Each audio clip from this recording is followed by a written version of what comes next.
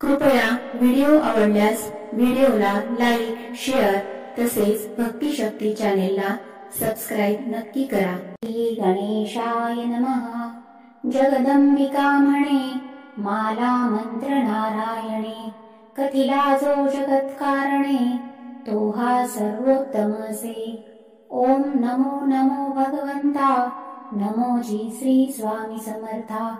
स्मरणगामी दत्तनाथा, योगी मुनिजन वंदिता। चिदानंदात्मका त्र्यंबका, विश्वेश्वरा विश्वधारका। बालोन्मत्ता पिशाच वेशा, महायोगीश्वरा परमहंसा। चितचैतन्या चिरंतना, अवधूता निरंजना। जगदाधारा सुदर्शना, सुखधामा सनातना। सकल काम प्रदायका, सकल दुरित दाहका।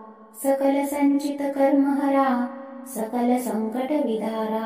ओम भवबंध मोचना, ओम श्री परम ऐश्वर्यघना।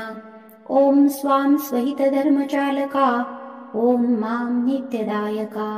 ओम संसार चक्र छेदका, ओम मां महाज्ञान प्रदायका। ओम महावैराग्य साधका, ओम नम नरजन्म साधका। ओम मां महाभय निवारका, ओम भक्तजन हृदय निवासा। परकृत्या थोपव थोपव, परमंत्रा शांतव शांतव। परयंत्रा विखर विखर, ग्रहभूतादि पिशाच पीडा हर हर।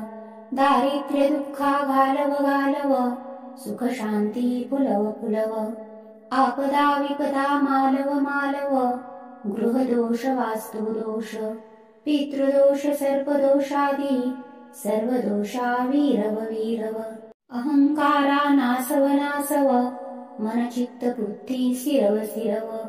नमो जी नमो देव महादेव, देवादिदेव श्री अक्कलकोट स्वामी समर्थ गुरुदेव। नमो नमो नमो नमः।